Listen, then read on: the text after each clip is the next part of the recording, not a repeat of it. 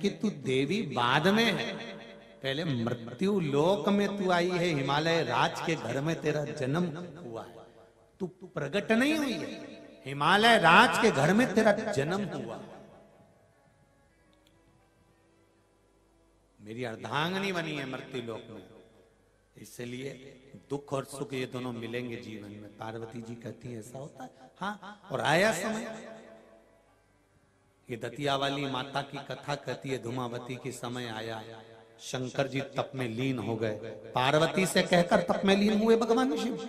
भगवान शंकर ने कहा पार्वती 11,000 वर्ष के लिए मैं तप लगा कर बैठ रहा हूं, साधन लगा कर बैठ रहा हूं, तपस्या में लीन हो रहा हूं। 11,000 वर्ष तक पार्वती तू मुझे टोकना नहीं, मैं 11,000 वर्ष के बाद अपनी समाधि से उठूंगा। पार्वती के कहकर शिव जी समाधि में बैठ गए। समय आया, घर परिवार में दुख और सुख तो चलते रहते हैं। आज भगवान गणेश जी ने आकर कह दिया, माँ बहुत भूख लगी है, माँ कुछ भोजन दे दीजिए। माँ अंदर गई तो रसोई घर में कोई भोजन नहीं था।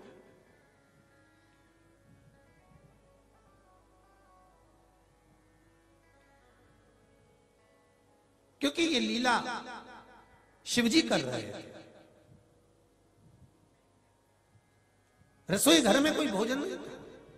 थोड़ी देर बाद में कार्तिकेय जी आ गए। कार्तिकेय जी ने आकर कहा, माँ माँ बहुत भूख लगी है। माँ ने अंदर जाकर देखा तो भोजन नहीं था। अशोक सुंदरी दौड़ कर आई, माँ भूख लगी है। अशोक सुंदरी को भी भोजन नहीं मिला। माता पार्वती की आंख में आंसू भर गए। मेरे बच्चे आज बिलख रहे हैं, मेरे बच्चे आज रो रहे हैं, मेरे बच्चों को आज दुख है, भूख लग रही है, भोजन नहीं है।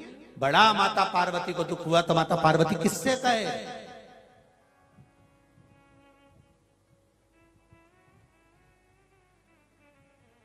पति अपनी पत्नी पर चिढ़ जाता है कभी कभी, और चिढ़कर बोलता है, जब देखो जब तू मेरे से कहती है। तो पति से पत्नी कहती है, तुम बता दो कि मैं तुमसे नहीं कहूं तो फिर किससे कहूं? बोलो री जी सही है कि गलत है? और अगर मैं अपने दिल की बात दूसरे से कहूंगी फिर तुमको काली वाली मिर्ची नहीं लगना चाहिए।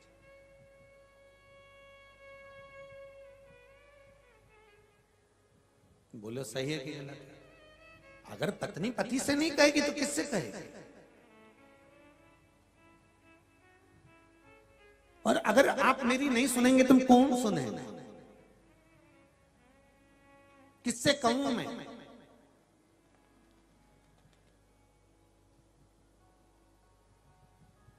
शंकर भगवान को माता पार्वती ने जगाना चाहा, शिवजी नहीं उठे। जल चढ़ाया, शिवजी नहीं उठे। बार बार प्रयास किया, बाबा देव अधिदेव महादेव नहीं उठे। क्रोध आ गया मां। अन्न घर में नहीं, भोजन नहीं घर में। मां ने सोचा, मेरे बच्चों को मैं अगर स्तनों में दूध आता तो मैं अपने बच्चों को पिला देती, पर स्तनों में दूध भी नहीं, क्या करूं मैं? मां शंकर भगवान को उठाई माता पार्वती, और शिव जी को उठाकर माता पार्वती शंकर भगवान को निगल गई।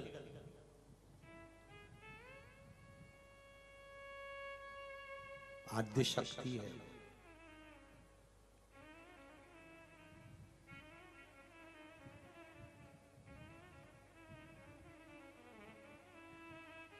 आद्य शक्ति है। शिव को निगल गई, शंकर भगवान को निगली, और निगलते से ही माता पार्वती के स्तनों में से दूध बहने लगा। गणेश जी कार्तिकेय शुक सुंदरी पीकर पेट भर लिए। मां अब हमारा पेट भरा गया। भगवान विष्णु ने इंद्र से कहा, इंद्र शिवजी नजर नहीं आ रहे, जरा पता करो बाबा देवाधिदेव महादेव कहाँ हैं?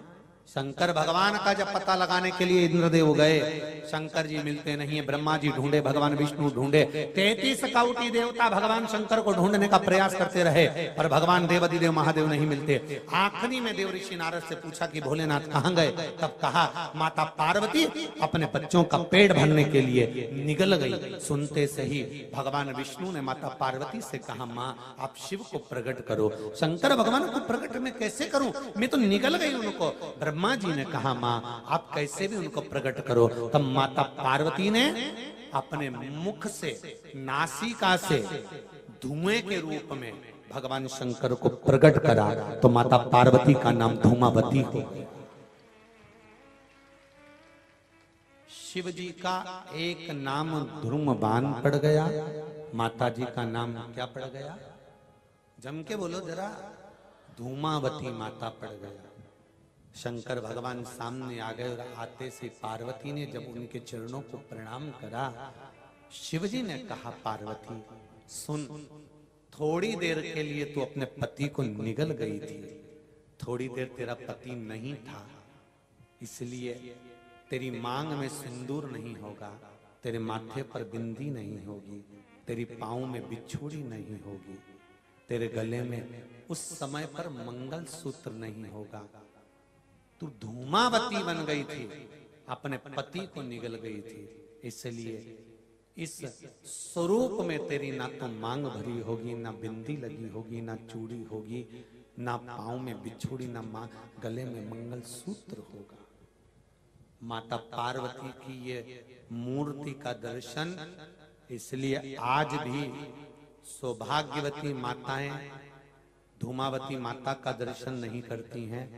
पर्दा लगा होता है, पुरुष मंदिर के अंदर जाते हैं, माता को भोग लगाते हैं, प्रणाम करते हैं, वापस पर्दा बंद कर कर बाहर निकल जाते हैं, पर धूमावती का दर्शन सौभाग्यवती नारी नहीं करती है। क्यों? क्योंकि वो अपने पति को निगल गई थी कुछ देर।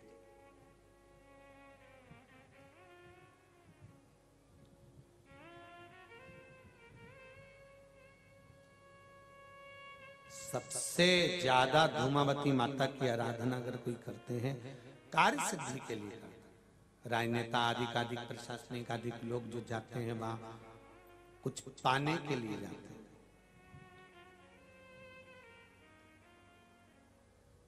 सुख है तो दुख भी है जीवन में। अगर आपके जीवन में अगर दुख है, तकलीफ है, कष्ट है, हम ये नहीं कहते कि आपके जीवन में दुख नहीं आएगा। कोई कहे तो हो सकता है वो भगवान हो कि वो कह दे कि मैं सारा दुख, तुम्हारे पास दुख आएगा ही नहीं, तो वो हो सकता है भगवान हो। पर शिव महापुराण की कथा करिए, मृत्यु लोक में अगर जन्म लिया है, माता के गर्भ से अगर जन्मे हो, पृथ्वी पर अगर जन्म हुआ है, तो शिव महापुराण की कथा कहती है कि जीवन में दुख तो आएगा, सुख भी आएगा, पर घबराना नहीं है। एक काम करना कि जीवन में अगर रोग आए, बीमारी आए, तकलीफ आए, कष्ट आए, सारे दुख तकलीफें अगर जीवन में आ रही है, तो एक काम करना, शंकर के मंदिर में जाना मत छोड़ना, शिव का स्मरण करना मत छोड़ना। पंचाक्षर मंत्र नमः शिवाय, षडाक्षर मंत्र ओम नमः शिवाय, या फिर श्री शिवाय नमस्तुभ्यम, इस मूल मंत्र का जाप करते हुए अपने जीवन को निकालना। हो सकता है तेरे दुख कट कर। जैसे भैया जी बोले कि बीमारी इतनी बड़ी थी, डॉक्टर ने भी कह दिया था कि कैंसर होगा, निश्चित है कि कैंसर होगा, जांच भी पहुंच गई, पर तेरा ही दिया मैंने खाया पिया है, तेरा शुक्रिया। भगवान शंकर की भक्ति और शिव की अविरल भक्ति जो धारण करता है, तो जीवन में दुख कटते चले जाता है। दुख मिटना, ये दुख को समाप्त करने का तरीका आपको आना चाहिए, केवल शिव का स्मरण।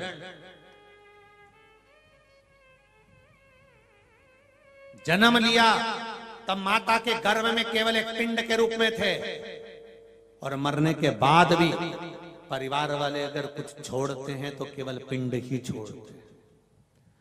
पिंड देकर पिंड छुड़ा लेंगे कौन?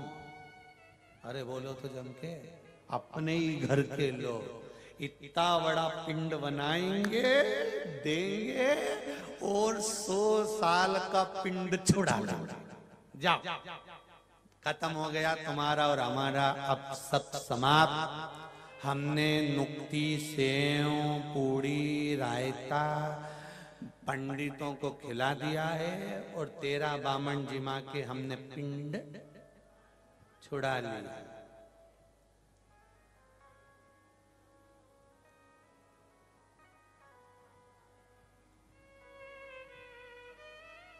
इसीलिए बार बार कहते हैं मत बुरे कर्म कर बंदे वरना पछताएगा, भगवान की आंखों से तू बच नहीं पाएगा, तू बच नहीं पाएगा।